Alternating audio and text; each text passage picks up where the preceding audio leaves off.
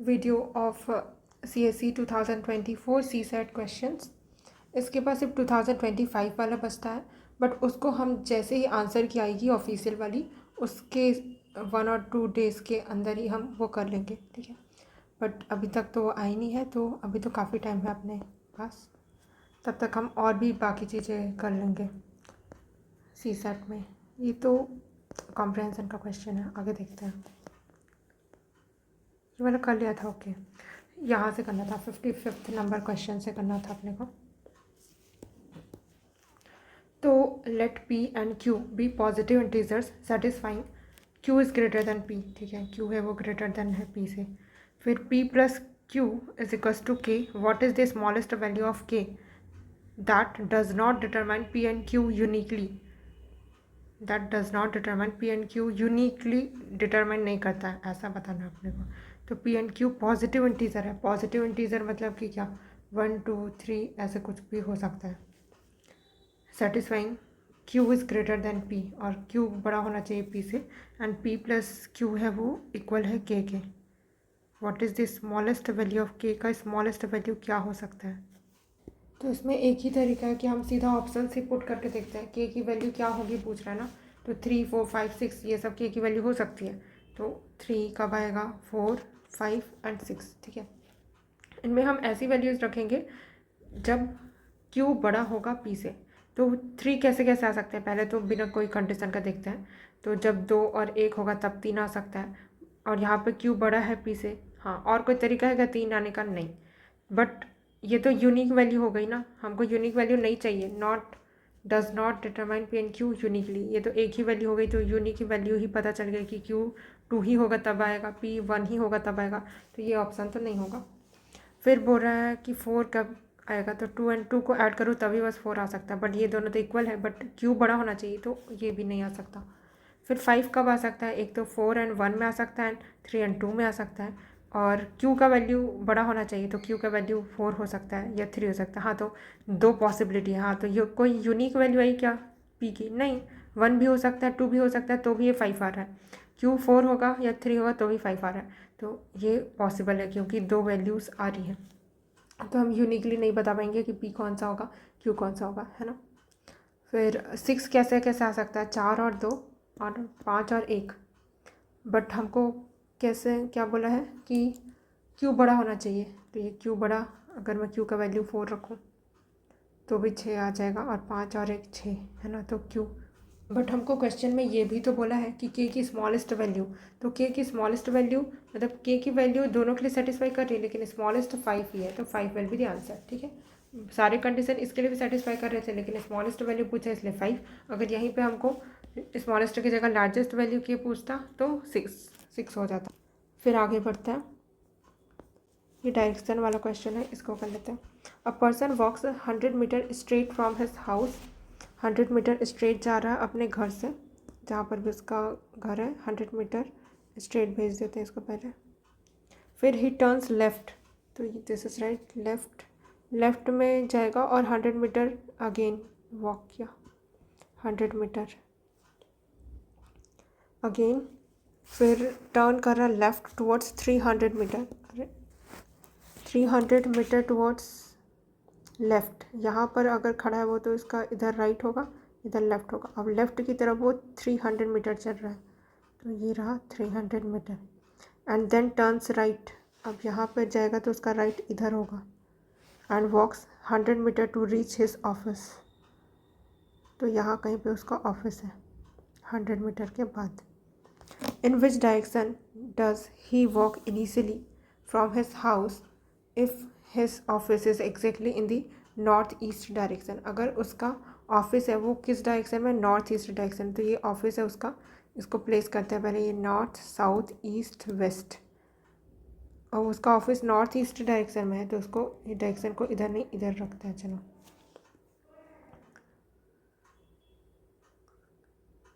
इधर north south east waste.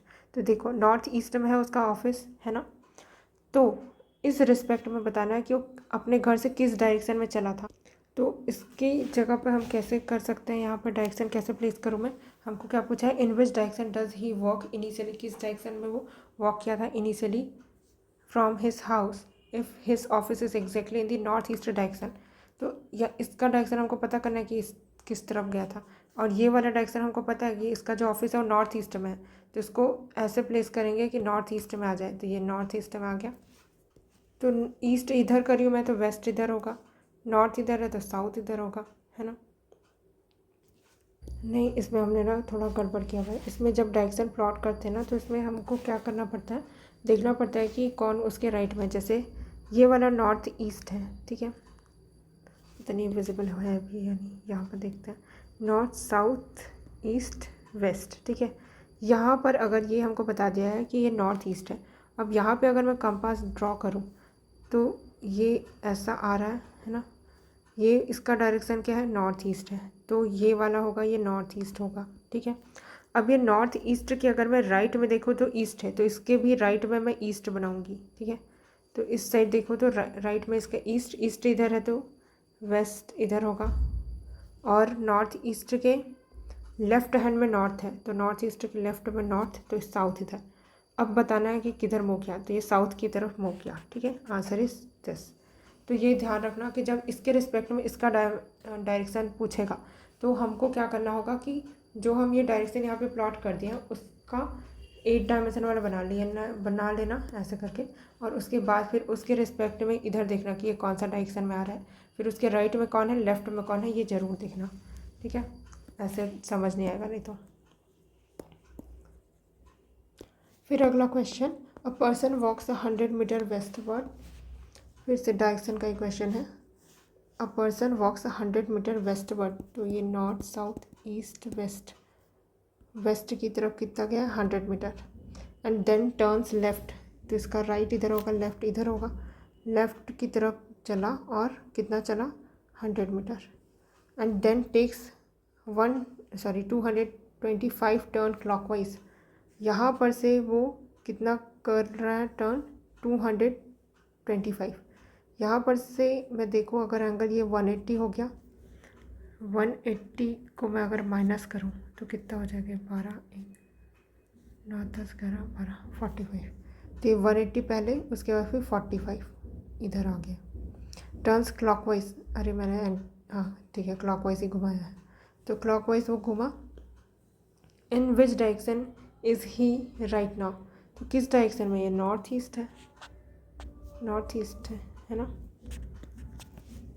ये बड़ा सिंपल था। अगला question, a statement is given followed by 2 conclusions numbered 1 and 2। Consider the following statement and conclusions. India is the world's largest producer of milk. India world का largest producer है milk का, ठीक है, produce ज़्यादा करता है। तो क्या इसके बेसिस पे मैं ये कंक्लूड कर सकती हूँ कि India is the world's largest exporter. नहीं, ज़्यादा प्रोड्यूस करे इसका मतलब थोड़ी है कि ज़्यादा एक्सपोर्ट भी करेगा। क्या पता ज़्यादा से जो प्रोडक्शन हुआ है सब कंज्यूम ही कर लेता है, तो एक्सपोर्ट करने के लिए कुछ बचता नहीं। और इंडिया के केस में यही होता है कि इंडिया वर्ल्ड का लार्जेस्ट प्रोड्यूसर तो है, लेकिन इंडिया में खुद में ही कंजम्पशन इतना ज़्यादा है कि हम एक्सपोर्ट नहीं करते ज़्यादा, तो this can not be concluded. Then second, India does not import milk. अब इसका मतलब ये भी नहीं है कि हम इम्पोर्ट ही नहीं करते मिल्क को। क्या पता हमको कोई दूसरा सर्टेन टाइप का मिल्क चाहिए तो वो इंडिया में नहीं मिलता, एक पर्टिकुलर ब्रीड का, क्योंकि इंडिया में भी तो ह्यूमन की कितनी सारी वैरायटी है, तो फिर सबको एक ही टाइप का मिल्क थोड़ी चाहिए, कोई बाहर से भी तो लेके आता ही होगा ना। तो इम्पोर्ट से अगर चलो 100 ग्राम भी 100 ml भी मैंने अगर इम्पोर्ट कर दिया तो गलत हो जाएगा ना कंक्लूज़न, तो ये भी गलत। तो neither conclusion 1 nor conclusion 2 follows. Then अगला, a question is given followed by 2 statement, वही वाला है कि क्वेश्चन दिया हुआ है। What are the values of m and n। m and n की वैल्यू क्या है, m and n natural number है, तो एग्जैक्ट यूनिक वैल्यू बतानी है मुझे m and n की, और ये नेचुरल नंबर है। नेचुरल नंबर कहाँ से स्टार्ट होता है, 1 2 3 and goes on till infinitive, right. तो पहले स्टेटमेंट बोला कि m plus n is greater then m multiplied by n and m is greater then n। तो इसके बेसिस पे मैं क्या बताऊँ भाई, m की वैल्यू थोड़ी आ जाएगी ऐसे, तो कितने सारे नंबर होंगे जिनमें m प्लस n है, उसका मल्टीप्लिकेशन है वो उससे ज़्यादा उसका समेसन है। जैसे अगर 1 and 2 को रख के देखती हूँ तो यहाँ पे इनका सम कितना है, 3, और इन दोनों का मल्टीप्लाई कर रही हूँ तो 2, उससे ज़्यादा है ये। अब ऐसा ही केस तो ये इसमें भी हो सकता है ना, जब मैं 2 and 3 रखूँ तो 5 और इनका मल्टीप्लिकेशन 6, तो नहीं अभी ये ज़्यादा है। अच्छा, और आगे बढ़ाऊँगी ना तो फिर हाँ, समेसन एक ही केस में जब होता है ज़्यादा, क्योंकि हमेशा मल्टीप्लाई करने पे नंबर बड़ा होता है ना। ये तो शायद प्रीवियस ईयर का क्वेश्चन का कॉन्सेप्ट लग रहा है, जहाँ पे हमने देखा था कि समेसन है वो ज़्यादा था मल्टीप्लिकेशन से, है ना। तो उस केस में जब हमने पढ़ा था तो हमने क्या पढ़ा था कि समेसन है वो ज़्यादा होगा प्रोडक्ट से। कब? तभी जब वन, एक नंबर तो वन होना पड़ेगा तब जाके। तो जैसे अभी मैं रख भी रही थी एम एंड एन में वैल्यू एम की ज़्यादा रखनी है, चलो इसको 2 रख देते हैं, इसको 1 रख देते हैं, तो 2 + 1 = 3 एंड इनका मल्टीप्लिकेशन 2। अब यहाँ पे मैं 1 रखती हूँ और 13 रख लेती हूँ, तो 13 और 1 14, बट इनका मल्टीप्लिकेशन 13। ठीक है, तो ऐसा तभी होता है जब एक नंबर 1 हो और दूसरा कोई इससे बड़ा नंबर हो। ठीक है, तो उनका प्रोडक्ट से ज़्यादा इनका समेसन हो जाता है। अदरवाइज कोई भी नंबर अगर मैं इधर 1 की जगह कुछ भी रखूँ, तो 2 और 3 रखूँ तो ये 6 आ जाएगा, इनका मल्टीप्लिकेशन, और सम तो सिर्फ 5 ही होगा, तो उल्टा हो जाएगा। तो एक नंबर 1 होना ही पड़ेगा, बट ऐसे कितने सारे नंबर हो सकते हैं ना 1 के साथ वाला कुछ भी। तो स्टेटमेंट 1 के बेसिस पे तो मैं नहीं बता सकती कि एम एंड एन की वैल्यू क्या होगी। ठीक है, तो स्टेटमेंट 1 अलोन नॉट सफिशिएंट। फिर product of M and N is 24। क्या इसके बेसिस पे मैं एम एंड एन की वैल्यू बता सकती हूँ? तो 6 चौक 24 भी होता है, 12 दूनी 24 भी होता है, और 24 गुणित 1 भी 24 होता है। तो अब कैसे बताऊँ मैं कि 24 कैसे आया होगा?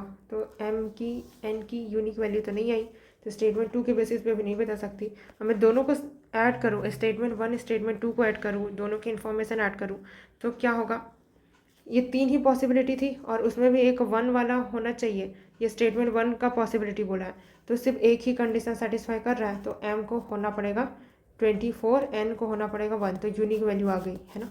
इन दोनों केस में नहीं होगा ना, क्योंकि इसका सम है वो कम है, मल्टीप्लिकेशन ज़्यादा है, मल्टीप्लिकेशन पे 24 आ रहा है, सम पे 10 आ रहा है, तो ये उल्टा हो रहा है। तो ये दोनों सेटिस्फाई नहीं करेगा, क्योंकि 1 होगा तभी ये वाला कंडीशन सेटिस्फाई करेगा कि सम ज़्यादा है प्रोडक्ट से। तो unique value M and N की आ गई जब मैंने दोनों इक्वेशन को, दोनों स्टेटमेंट का इन्फॉर्मेशन यूज़ किया। तो फिर क्या हो जाएगा? The question can be answered by using both the statement together but can't be answered using either statement alone. ठीक, फिर statement, a question is given followed by 2 statement 1 and 2। Again वैसा ही टाइप का क्वेश्चन है। What is the time required to download the software? Software को download करने में कितना समय लगेगा बोल रहा है। ठीक है, तो एग्जैक्ट टाइम बताना पड़ेगा मुझे कि इतना सेकंड, इतना मिनट, ऐसा कुछ जिस भी यूनिट में पूछेगा। स्टेटमेंट 1 बोल रहा है कि size of the software is 12 megabyte. 12 megabyte का साइज़ है।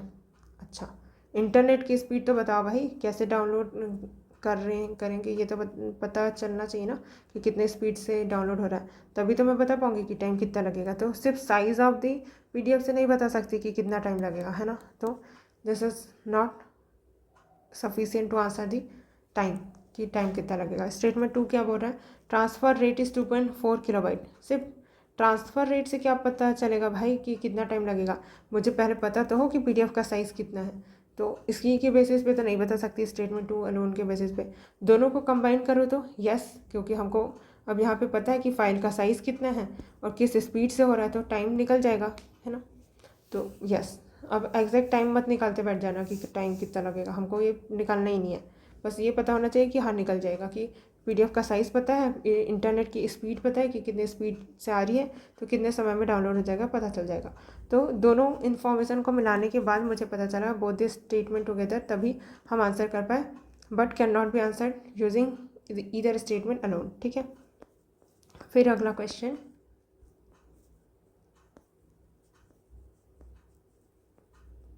ये वाला, इससे ऊपर तो पैसेज का ही है ना। A question is given followed by, question क्या बोल रहा है कि what are the unique values of x and y की यूनिक वैल्यू बतानी है। ठीक है, क्या होगा? Where x and y are distinct natural number, अलग अलग है और नेचुरल नंबर है, मतलब 1 2 3 कुछ भी हो सकता है। ठीक, स्टेटमेंट 1 बोला कि x divided by y is odd. तो ऐसा तो कितनी वैल्यूज़ पॉसिबल है जहाँ पर ऑड वैल्यूज़ आ सकती है ना।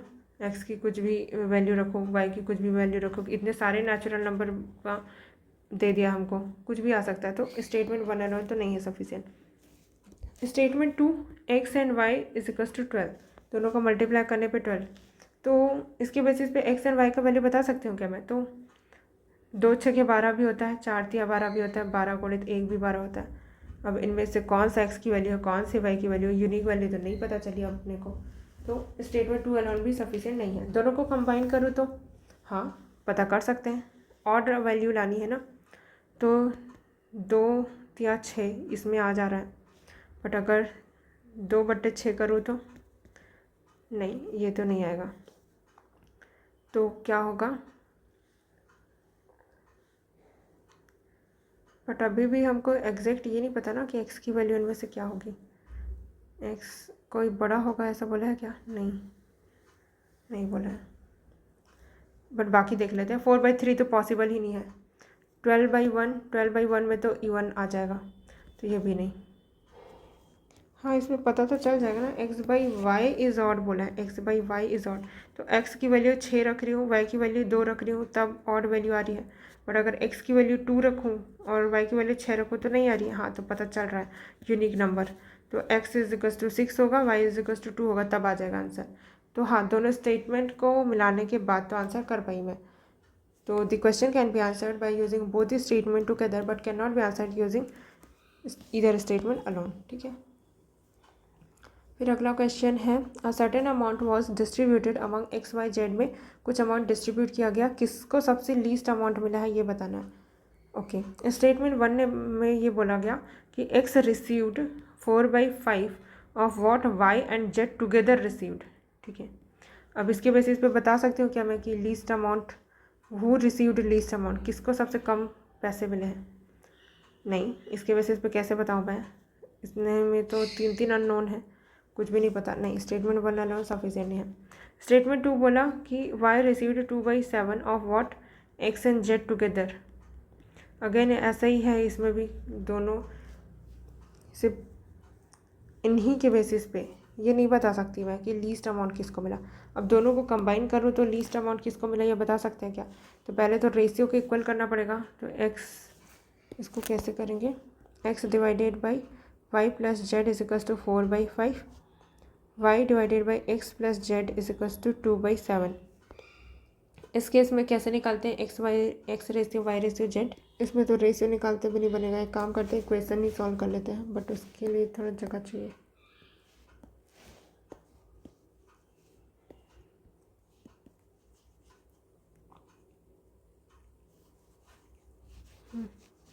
अब करते हैं सॉल्व।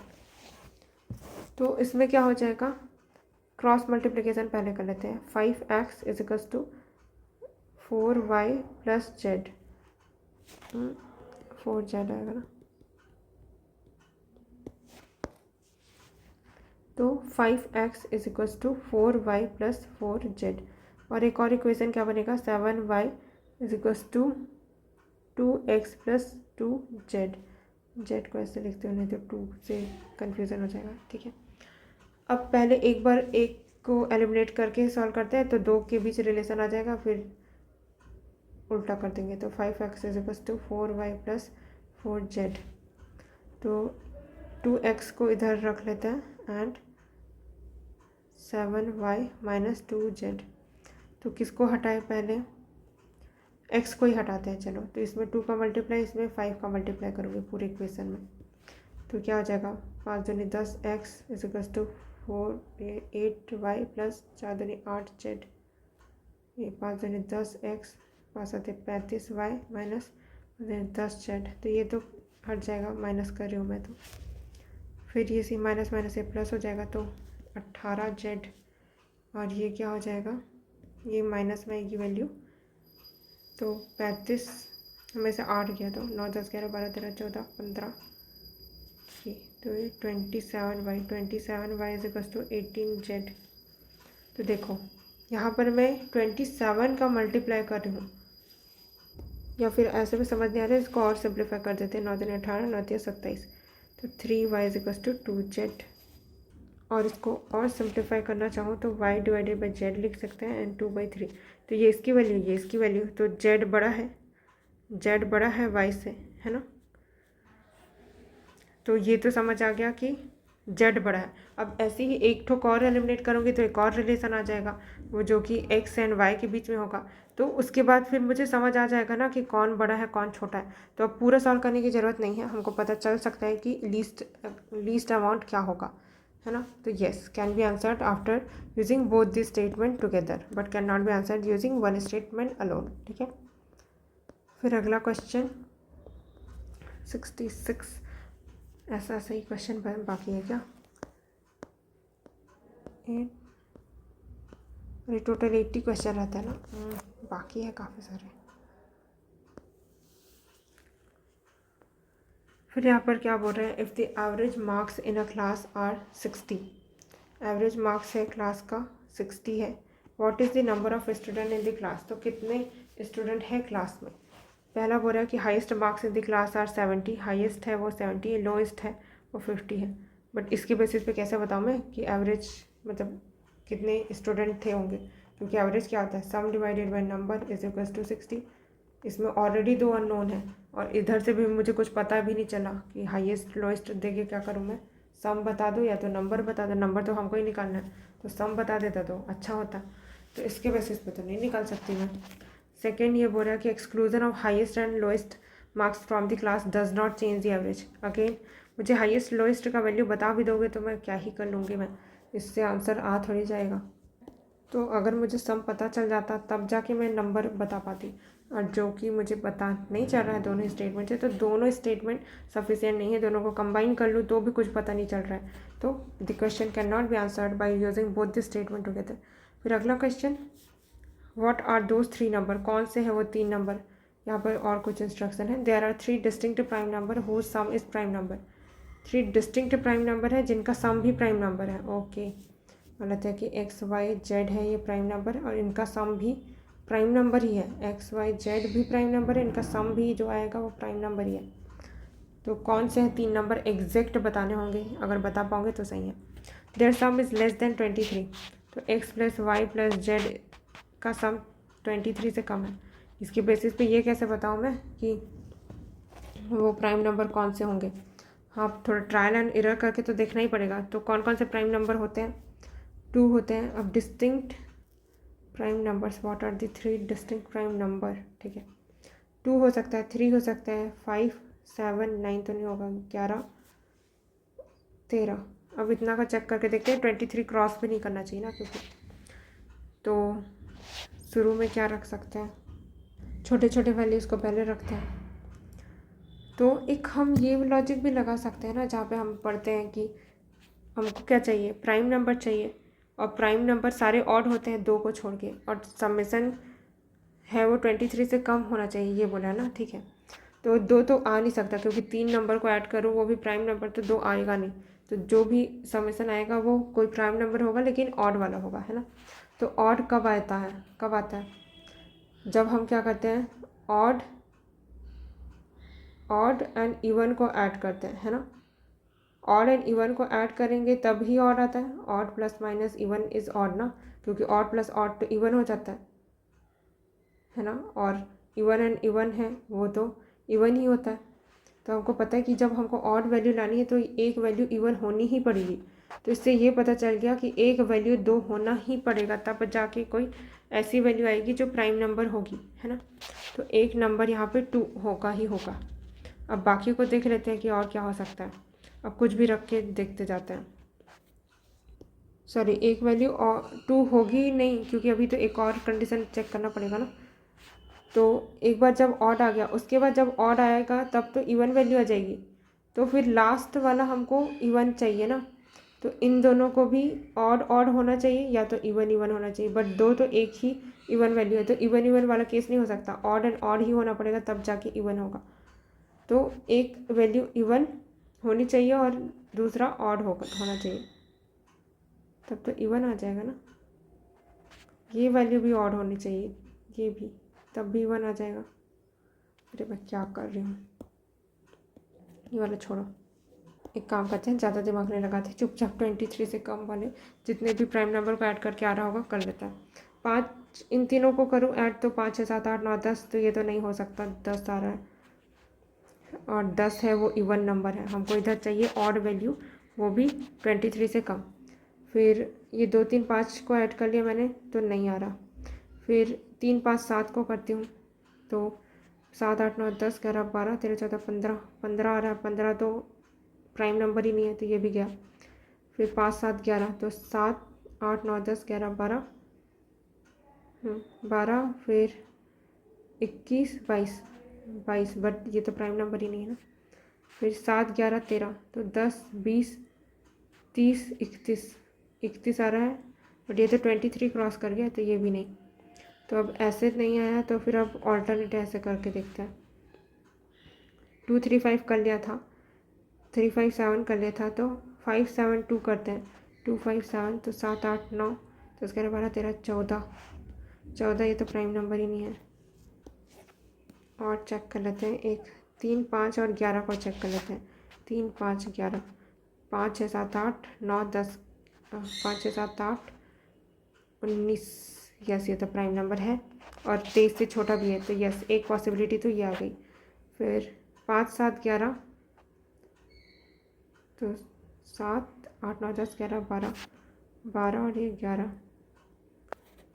ये 23 ही आ रहा है। 5 7 11 बट 23 से कम चाहिए ना तो ये भी गया तो सिर्फ एक ही पॉसिबिलिटी है तो इसी से ही आंसर आ गया। हमको स्टेटमेंट 2 तो पढ़ना भी नहीं पड़ा तो स्टेटमेंट 1 से ही आंसर आ गया। अब दूसरा स्टेटमेंट देख लेते हैं कि इसके बेसिस पे आंसर कर पा रहे हैं कि नहीं। 1 ऑफ द नंबर इज़ 5 नहीं। अब इसमें ना देखोगे एक ही ऑप्शन सेटिस्फाई करता है। The question can be answered using one of the statement alone but can not be answered using other statement alone. यही हो जाएगा आंसर कि एक स्टेटमेंट से तो आंसर कर पा रहे हैं दूसरे से नहीं कर पा रहे ना क्योंकि एक नंबर 5 होगा उससे क्या फ़र्क पड़ता है। बाकी नंबर पे हमने 5 वाले चेक कर लिया था वो आ ही नहीं रहा था एक भी वैल्यू तो एक भी वैल्यू सेटिस्फाई ही नहीं कर रहा था तो नहीं दिस इज़ नॉट पॉसिबल। ठीक है हाँ इसमें थोड़ा टाइम कंज्यूमिंग है कि आपको पहले ट्रायल एरर करते हुए ये सारे चेक करना पड़ेगा बट इसी में ही बस लगेगा टाइम। उसके बाद तो स्टेटमेंट 2 तो वैसे भी गया है। ठीक फिर अगला question question is given followed by 2 statement 1 and 2। यहाँ पर बोल रहा है कि x प्लस वाई है वो इंटीज़र है। क्या x प्लस वाई है वो इंटीज़र है या नहीं ये बताना अपने को। अब इंटीज़र ज़ीरो इंटीज़र भी हो सकता है, पॉजिटिव इंटीज़र भी हो सकता है, नेगेटिव इंटीज़र भी। बस ये बताना है कि इंटीज़र है। अब इंटीज़र है या नहीं तो डेसिमल भी हो सकता है ऐसा होगा ना। तो 2x प्लस वाई है वो इंटीज़र है तो इसके बेसिस पे x प्लस वाई के बारे में कैसे बताऊँ। अगर x प्लस वाई के बारे में ही एग्जैक्ट हमको पता चल जाए या x के बारे में पता चल जाए y के बारे में पता चल जाए तब ना बता पाऊँ। जैसे 2x प्लस वाई के बारे में बताएगा तो नहीं। Same applies with this also. तो दोनों ही सफिशिएंट नहीं है, दोनों को भी यूज़ कर लूँगी तो भी आंसर नहीं कर पाऊँगी। तो ये क्वेश्चन तो बिना सॉल्व किए ही 30 सेकेंड में ही सॉल्व हो जाएगा ये वाले क्वेश्चन तो। फिर अगला क्वेश्चन ये है a question is given followed by the two statement. A person buys 3 articles P, Q and R for 50 rupees. Price of article Q is 16 which is the least कौन सा ये पूछ रहा है। तो what is the price of the article P। अच्छा यहाँ पर ये बताया था। अच्छा ये इंस्ट्रक्शंस था। आर्टिकल Q इज़ 16 जो कि लीस्ट है। ओके जो भी P के पास होगा R के पास होगा वो तो ज़्यादा ही होगा। ठीक है तो हमको निकालना है कि आर्टिकल P के प्राइस कितने हैं तो एग्जैक्ट प्राइस पता होना चाहिए आर्टिकल P का। तो किससे निकल रहा है। The cost of P is not more than that of R। Cost है P का वो मोर देन नहीं है। Cost of P not more then R।